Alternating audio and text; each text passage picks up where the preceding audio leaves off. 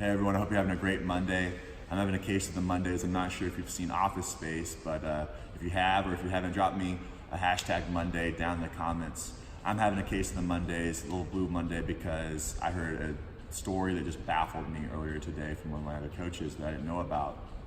And to give you some context, the story kind of starts a couple weeks ago.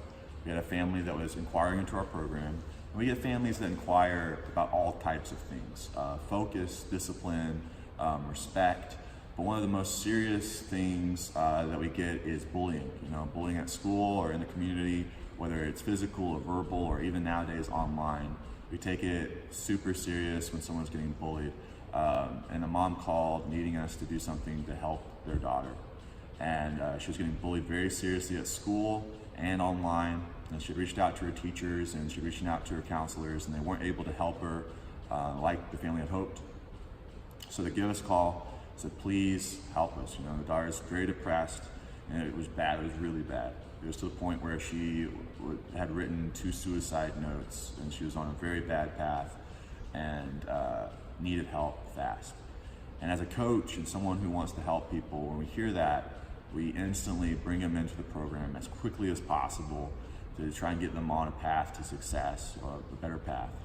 And she'd come in for 2 classes, or introductory class, and she tried her first group class, and I saw exactly what I expected.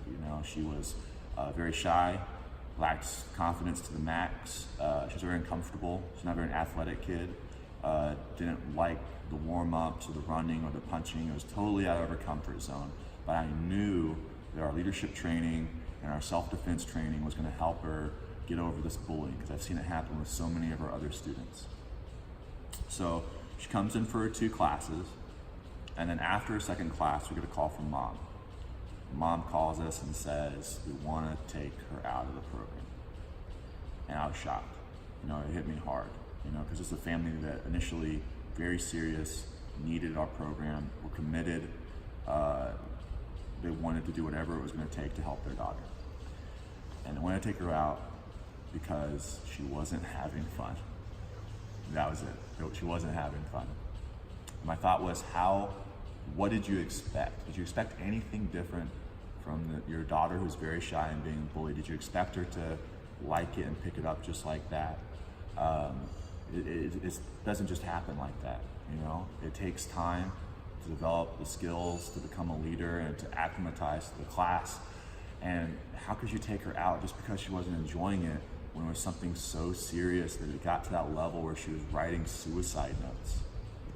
How can you expect her to make the right decision, not only as a child, we already know that children don't make the best decisions all the time, but as a child who's met with that level of emotional stress? How can you expect her to make the right decision and know what's best for her?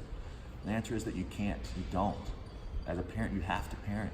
You have to make sure that your child stays committed, and that's what we're talking about today. It's about commitment. Drop me a hashtag commitment down in the comment section. I'd like to think that if you had your child who was sick with strep throat and you gave them medicine, they spit it out because they didn't like it, that you wouldn't just let them stay sick. You're going to force them to take the medicine because you know that it's going to get them over their sickness and feel better in a few days. It's not going to bring them up like that. It's going to take a little bit of time. But you, as the parent with more life experience, should know what is better for your child. And you shouldn't let your child run the home. You're the parent. You got to let them know what's good and bad, and you've got to lay down the law. And if you don't, and you allow them to make their own decisions, they're going to make bad decisions. And that is how we get entitled children. That is how we get spoiled children. That's how we get people, those very smarty pants kids that think they know what life's all about. It leads to so many problems, honestly. And I couldn't believe that the mom wanted to take her daughter out just because she wasn't having fun. There was zero commitment there for the mom or the child to make any type of change. And for there to be change, we have a saying, there's no growth in the comfort zone, and there's no comfort in the growth zone. And if you're not pushed out of your limits, either by yourself or someone else, you're never gonna change. And as a kid who's already shy and being picked on and in a bubble, can we ever rely on them to push out of their own zone? Absolutely not. and it was a failure on the parents' part.